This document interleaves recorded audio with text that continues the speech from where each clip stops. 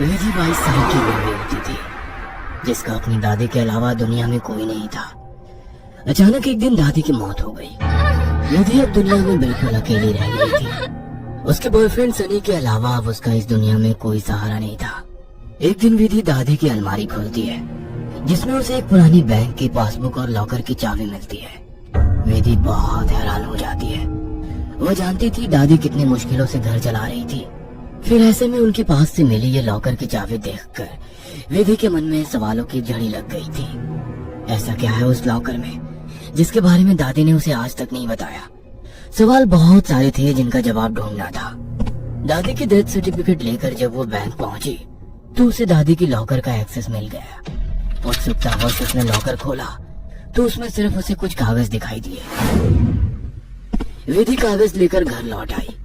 उन कागजों के मुताबिक मंथनपुर में एक बड़ी हवेली दादी के नाम थी।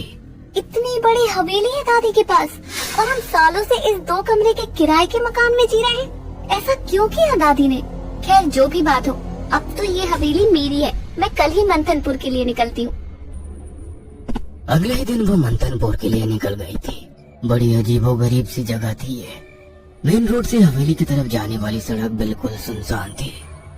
गाड़ी तो क्या, पैदल चलता हुआ भी कोई इंसान नहीं दिख रहा था। सड़क पर गहरा सन्नाटा पसरा हुआ था। सड़क के दोनों तरफ घने ऊंचे पेड़ लगे थे। इतने पेड़ पौधे होने पर भी वहाँ किसी भी पक्षी का कलरव नहीं था। कोई जानवर नहीं। धीरे धीरे अंधेरा हो रहा था। सड़क किनारे लगे घने पेड़ अब जंगल की तरह दिखाई पड़ रहे थे। सड़क पर फैली खामोशी अब विधि को डरा रही थी। कुछ ही देर में वो पैदल चलते हुए हवेली तक पहुंच गई थी। हवेली काफी पुरानी दिखाई पड़ रही थी। ऐसा लगता था कि सालों से वहाँ किसी ने पैर ही नहीं रखा। हवेली के 500 मीटर के दायरे में गिने चुने ही मकान थे और जो थे वो भी खाली पड़े हुए थे। विधि के मन में कुछ अजीब सी उथल पुथल मची हुई थी। मेन गेट खोलकर वो हवेली के अंदर पहुंच गई। अंदर का नजारा देखकर वो दंग रह गई थी। पूरी हवेली जगमगा रही थी। अंदर महंगे फर्नीचर और सजावटी सामान देखकर विधि का मुंह खुला का खुला रह गया था।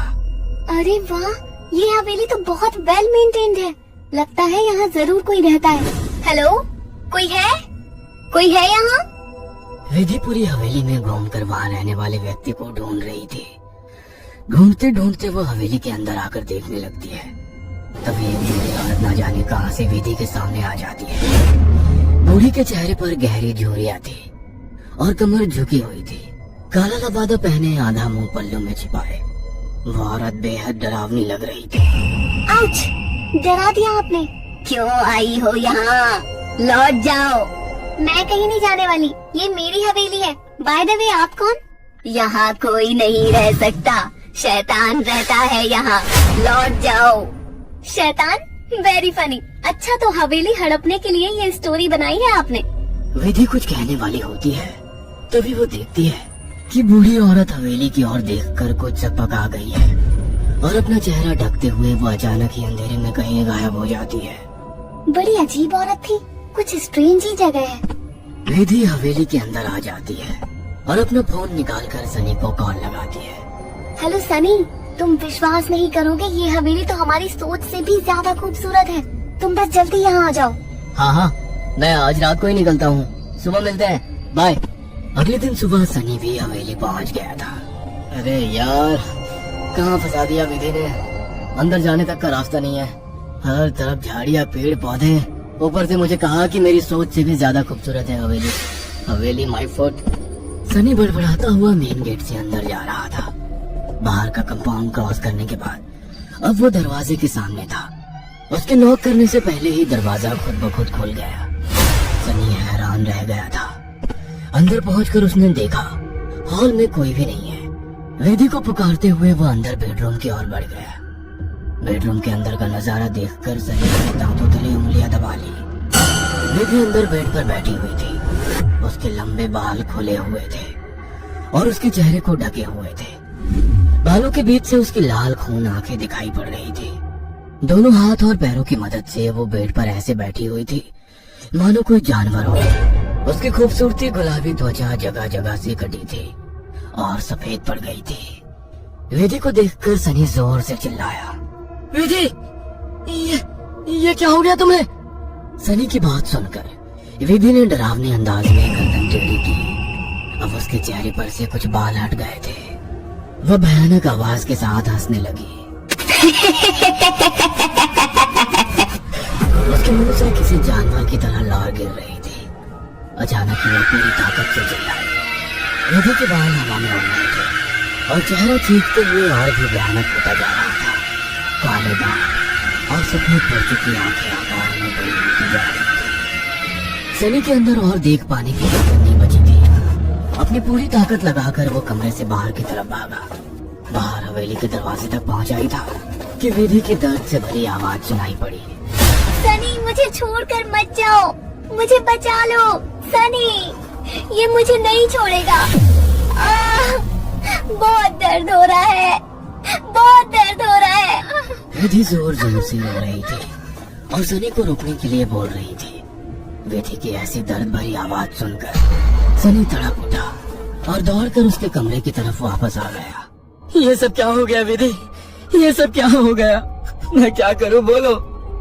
बहुत भूख लगी है, तेरा खून पीना है। इतना कहकर विधि अजीब तरीके से मुस्कुराने लगती है और अपने हाथों और पैरों की मदद से जमीन पर रेंगते हुए सनी की ओर बढ़ती है। सनी बिजली सी तेजी दिखाकर कमरे से बाहर निकल आता है और कमरे का दरवाजा बाहर से बंद कर देता है। सनी की कुछ समझ नहीं आ रहा था। वो विधि की मदद करना चाहता था। उसे ऐसी हालत में छोड़ना उसे मौत के मुंह में धकेलने जैसा था।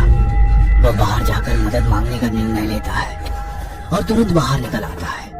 हवेली के अंदर दूर दूर तक केवल सन्नाटा छाया हुआ था। अंदर से रह रहकर विधि की दर्द भरी चीखें सुनाई दे रही थी। मदद की उम्मीद में सनी दौड़ते हुए आगे भागे जा रहा था। तभी उसकी नजर एक चर्च पर पड़ी। चर्च काफी जर्जर हालत में था। सनी इधर उधर देखता हुआ अंदर पहुंच गया। दोनों हाथ आपस में बांधकर वो फूट फूट कर रो रहा था। Please God help me, please. कहाँ जाऊं मैं? किससे मदद मांगू? प्लीज। कोई प्रॉब्लम है क्या? मुझे बता सकते हो? फादर की बात सुनकर सनी सारी बातें फादर को बता देता है।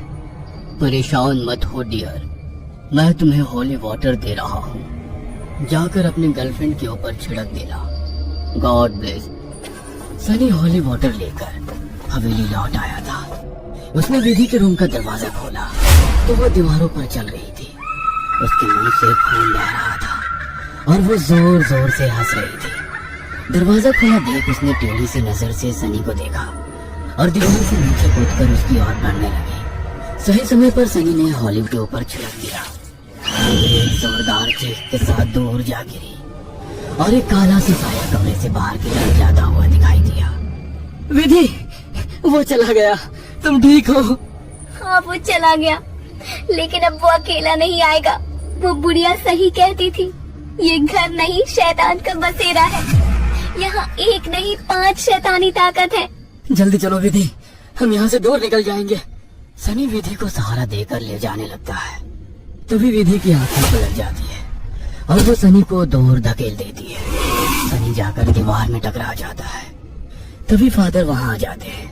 मैं जानता था यहाँ एक नहीं बल्कि कई शैतान हैं जो तुम्हें नुकसान पहुँचाने की कोशिश जरूर करेंगे।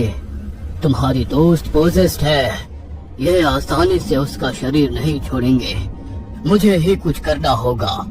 फादर होली वाटर को विधि पर छिड़कते हैं जिससे कुछ पल के लिए शैतान कमजोर हो जाता है। उसी समय वे दोनों उसे बेड से बांध देते हैं। उसके बाद फादर प्रेयर बोलने लगते हैं और वाटर की कुछ बूंदें उसके ऊपर गिराने लगते हैं।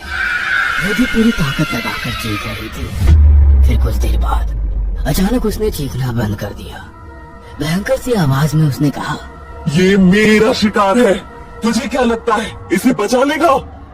इसके बाद विधि ने झटके से अपने दोनों हाथों पर बंधी रस्सी को तोड़ दिया और अपने हाथों और पैरों को उल्टी दिशा में मोड़ने लगी। कट कट की आवाज के साथ उसकी हड्डियों के टूटने की आवाज आ रही थी। विधि के दिल को चीरती चीखों को सुनकर सनी की आंखों से भी आंसू बह रहे थे। फादर ने वाटर छिड़कते हुए विधि के चारों ओर एक गोला बना दिया। अब वो उस गोले से बाहर नहीं आ पा रही थी। फादर लगातार प्रेयर कर रहे थे। अचानक कड़ाक की आवाज आई और विधि की गर्दन पीछे की तरफ घूम गई। विधि का शरीर बेढाल होकर जमीन पर गिर गया। सनी पागलों की तरह विधि विधि चिल्ला रहा था। फादर के लिए इस समय सनी की जान बचाना जरूरी था, इसलिए वे उसे घसीटते हुए हवेली से बाहर ले आए और दरवाजे पर वाटर छिड़क कर वहां से बाहर आ गए। सनी अभी भी जमीन पर सिर टिकाकर फूट फूट कर रो रहा था और फादर की आंखों में विधि को ना बचा पाने की तकलीफ साफ दिखाई दे रही थी। अगर आपको हमारी ये कहानी पसंद आई हो तो इसे लाइक और शेयर करना ना भूलें। साथ ही ऐसी और नई कहानियों के अपडेट्स पाने के लिए हमारे चैनल अक्षु टीवी को जरूर सब्सक्राइब करें।